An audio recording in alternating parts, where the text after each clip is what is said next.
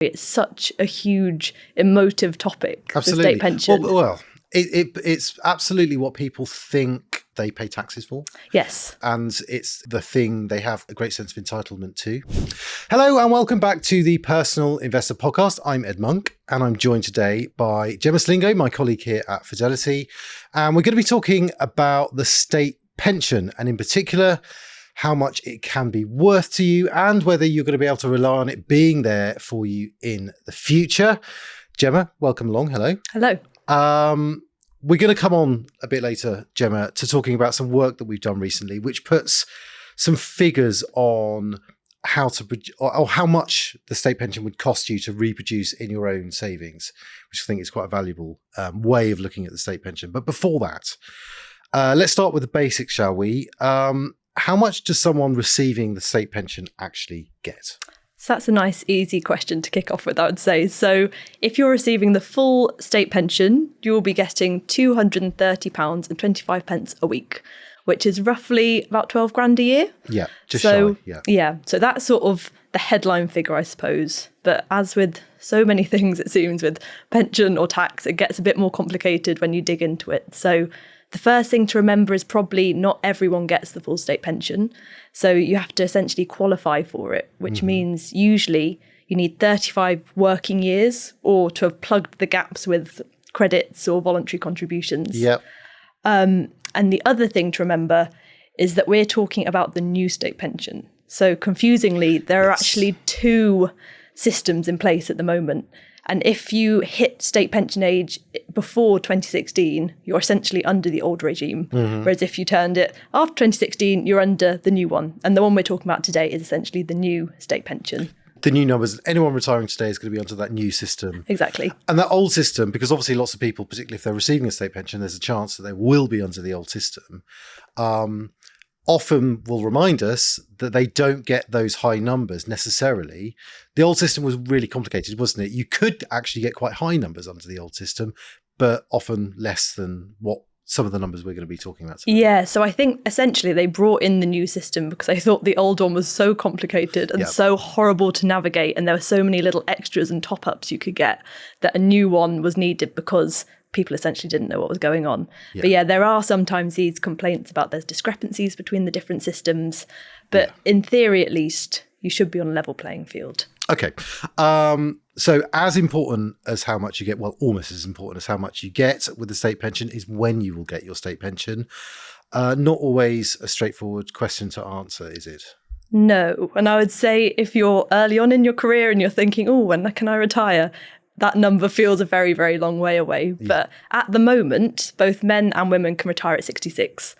And that's a lot older than it was in the past, but it's on an upward trajectory. Sure. So it's climbing to 67 soon. And then by the middle of this century, it's going to be about 68, they're thinking. Yeah. But I think one of the big topics of discussion with state pension is whether it'll actually rise faster than expected or higher than expected. Yeah, and we got some news on that recently, didn't we? And it's basically constantly under review, really. That seems to be the sort of the state of play with the state pension. They're constantly reviewing when people are going to get it and when and if they're going to have to raise that state pension age, because obviously it's a very expensive thing for the government to pay for. Yeah, so I would say it's always rumbling away in the background, but this month it seems that the government has gone into basically full pension mode. So this week they announced that they were reviewing the state pension again, and that in itself isn't crazy. They're essentially bound by law to do that every 6 years. Yeah. But the last review only wrapped up in 2023. So this is actually following quite hot on the heels of that. So that sort of got people's antennas sort of waggling, I guess, being like, are they wanting to increase the speed of the increases? Like, what's going on, essentially? Yeah. And it's been interesting. And definitely that's what the kind of subtext of those kind of reviews are, that potentially they're going to have to push further out the age at which people get the state pension. Not as straightforward as that though necessarily, because one of the things they look at is going to be life expectancy, and that's actually kind of plateaued or even declined a little bit in recent years. Obviously the long-term trend is longer living, people being healthier for longer, living to older ages. They're going to take that in, aren't they? That kind of those changes in life expectancy. So it might not necessarily be that you have to wait longer? No, not necessarily at all. And also you have to remember that while you have to wait to your 60s for the state pension, you can access private pensions quite a few years before that. So it's not necessarily a state sort of having to hold out for ages and ages. But I guess the big conundrum is it feels sort of inherently fair that people should have this same proportion, sort of work for the same proportion, retire for the same proportion as they have done in the past. But it's just, I guess the government has this question of like, how long is a working life? Like, do people get the quality of life in retirement they did before? Like, that's a huge issue. It's so hard. It's a huge issue. And I mean, we haven't got time to go into it all today, but obviously there's basically more pensioners than there were in the past. They live longer. Life is more expensive than it was. All these things make the state pension, they put it under pressure, let's say. And it's all highly politically sensitive as well, isn't it? Also, it's always in the news. There was a very high profile campaign. It's kind of still going on about women's, the age at which some women have been getting the state pension. That used to be 60. And then it was kind of raised, wasn't it, in a kind of graduated way. But it meant that some women were given, relatively speaking, a short kind of lead-in time for that change. They've been campaigning on that. It's always very sensitive when these issues come up in the news. I guess the fact that politicians are still looking at raising state pension age when it is so sensitive, that just shows you how expensive this all is to pay for. I would say so, yes. I mean, when you said we'd be talking about the state pension today, I was thinking, I think it was back in 2019. It was when all the WASPy campaign was happening. So that's the Women Against State Pension Inequality that you were talking about. That was all rumbling along even then. I was in the Royal Courts of Justice when there was a big landmark decision happening, and it was packed to the gunnels, like journalists, public, all spilling out onto the Strand. And it just sort of really struck me. It's such a huge emotive topic, absolutely. The state pension. Well, it's absolutely what people think they pay taxes for. Yes. And it's the thing they have great sense of entitlement to. Not, understandably they do. And people are sensitive about it, absolutely. But of course, it does have to be paid for. And all this brings us on to another very, very important element of the state pension system, which is the rate at which it rises. And the triple lock, lots of people watching this are going to know perfectly well what the triple lock is. But if they don't, it's basically a promise, isn't it, to increase the state pension each year by the highest of either inflation or wages or 2.5%.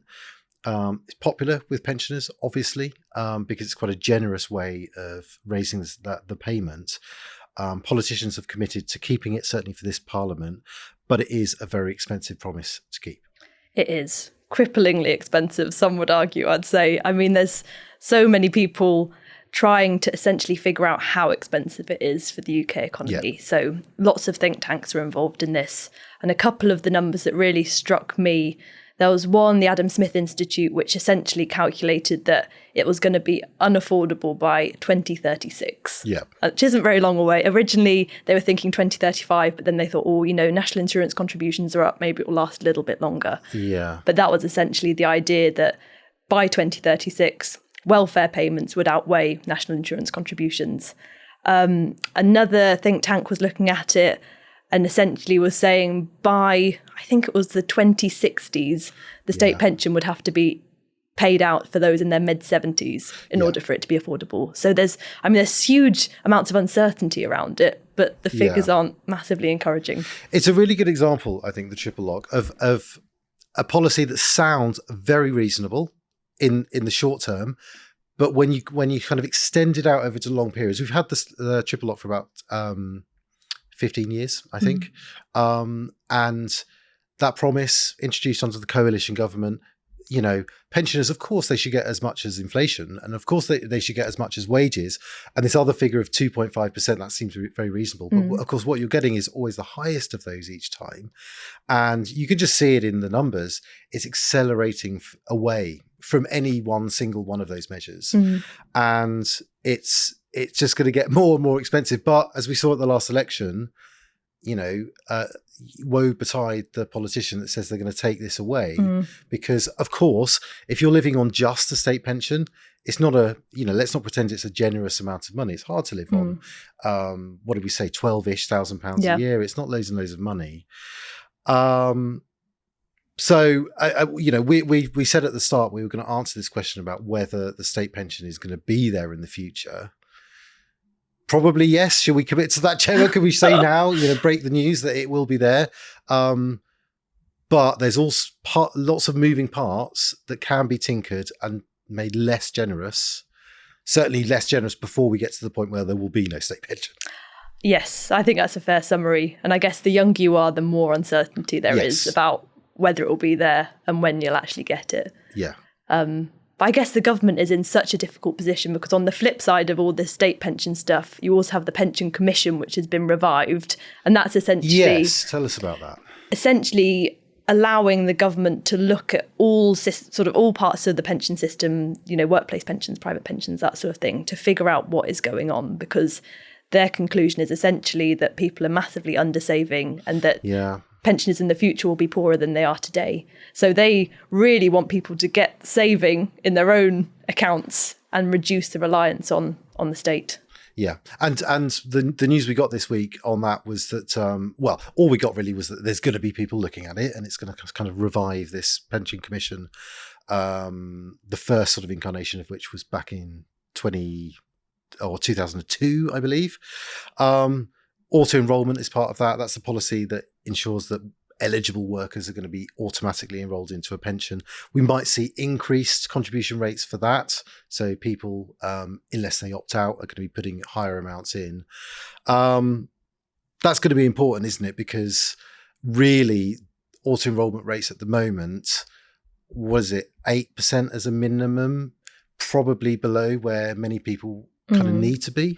Yeah. If you game that out and look what that's going to give you in retirement, probably you need to be on twice as much, really, of your salary going into a pension. So, people are going to have to get used to the idea that they're going to be putting more away for their retirement. And I was genuinely quite shocked when I was looking at the statements that the government put out. It was basically that almost half of working age adults are still saving nothing for their retirement. Yeah. And it's like those sorts of figures are just, quite scary when you think what's coming down the track. And this might be my age, but basically I remember when auto-enrollment was introduced, and I'd probably been working for 10 years at that point, and there were a lot of people my age that didn't have that policy or weren't working under it. So they're like, unless they opted into something, they weren't going to get a pension, and many people opted out. Yeah. And I guess that's at a point when you have time on your side and compounding on your side, and it can really work in your favour. And they can be very damaging to miss those years. And there's lots of people who are self-employed. They're not going to get the benefit of auto-enrollment. Lots of people fall through the cracks of the system. And I guess that's something that the Pension Commission will look at. So more news on that probably in the future. But finally today, Jemma, the other thing we did promise was that we were going to cover some work that we've done internally recently here at Fidelity. And it was looking at the amount that you would need in savings to recreate the income that you get from the state pension. So take us through the headlines of that work. Yes, so we did some number crunching. And the first route we looked at was the annuity route. So lots of listeners, will be familiar with that. But that's essentially when you exchange your pension pot and receive regular income for life, essentially. And we were thinking, well, what sort of annuity would you have to buy in order to replicate the state pension? The figure we came to was £210,000, which is pretty chunky as a sum to have to have saved away. But then obviously buying an annuity is just one route. You can also opt for pension drawdown. And that's when it's more in your control. You keep your pension pot invested and you just draw money as and when you need it.